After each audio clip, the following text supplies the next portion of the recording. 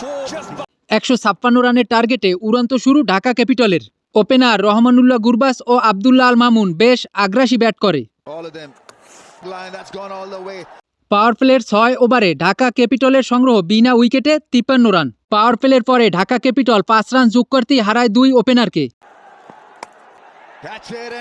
রহমানুল্লাহ গুরবাস 22 বলে 31 ও আবদুল্লাহ আল মামুন আউট 18 বলে 20 রানে। 58 রানে দ্বিতীয় উইকেটের পতন ঢাকা ক্যাপিটালের। এরপরে সাইফ হাসানকে সাথে নিয়ে দলের হাল ধরেন অধিনায়ক মোহাম্মদ মিঠুন। 10 ওভার শেষে ঢাকা ক্যাপিটালের সংগ্রহ 2 উইকেটে 75 রান।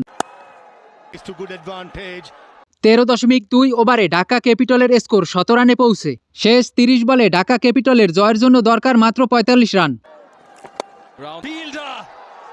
সাইফ হাসান আউট 24 বলে 15 রানে। অধিনায়ক মোহাম্মদ মিঠুন এক প্রান্তে অবিচল থেকে 32 বলে অর্ধশত পূর্ণ করে। 18 ওভারে কাটার মোস্তাফিজ 2 রান দিয়ে উইকেট নিয়ে ম্যাচে ফিরায় রংপুর রাইডার্সকে। শেষ ওভারে ঢাকার জয়ের জন্য দরকার 10 রান। 10 রানের শেষ ওভারে দুর্দান্ত বল করে মোস্তাফিজুর রহমান। মোহাম্মদ মিঠুন ও সাব্বির রহমান উইকেটে থেকেও ঢাকা ক্যাপিটাল ম্যাচ হারে 5 রানে।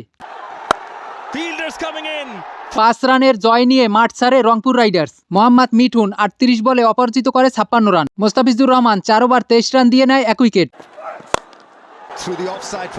ঢাকা ক্যাপিটালের বিপক্ষে ব্যাটিংয়ে নেমে ওপেনার লিটন দাস ও কাইল মায়ার্স দুর্দান্ত শুরু করলেও তৃতীয় ওভারেই উইকেট হারায় রংপুর রাইডার্স।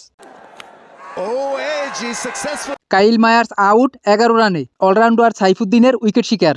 ষষ্ঠ ওভারে বড় ধাক্কা রংপুর রাইডার্সের, হারায় জোড়া উইকেট। লিটন দাস আউট 6 রানে। Towhid Hridoy golden duck. 6 ওভারে রংপুর রাইডার্সের সংগ্রহ 3 উইকেটে 31 রান। এরপরে ডেভিড মালানকে সাথে নিয়ে মাহমুদুল্লাহ রিয়াদ প্রতিরোধ করে। 10 ওভারে রংপুর রাইডার্স তোলে 3 উইকেটে 49 রান। গত ম্যাচের মতো মাহমুদুল্লাহ রিয়াদ এবারও ছিল বেশ বিধ্বংসী। রংপুর রাইডার্স স্কোরবোর্ডে 17 রান তোলে 14.1 ওভারে। ডেভিড মালান আউট 33 বলে 33 রানে। 15 ওভার শেষে রংপুর রাইডার্স স্কোরবোর্ডে তোলে 4 উইকেটে 104 রান। মাহমুদুল্লাহ রিয়াদ 40 বলে অর্ধশত পূর্ণ করেই বিদায় 41 বলে 51 রানে। শেষ দিকে খুশদিল শের 21 বলে 38 রানে ভর করে। 20 ওভারে রংপুর রাইডার্সের সংগ্রহ 5 উইকেটে 155 run. Ziaur Rahman 4 over 35 run দিয়ে নেন 2টি উইকেট।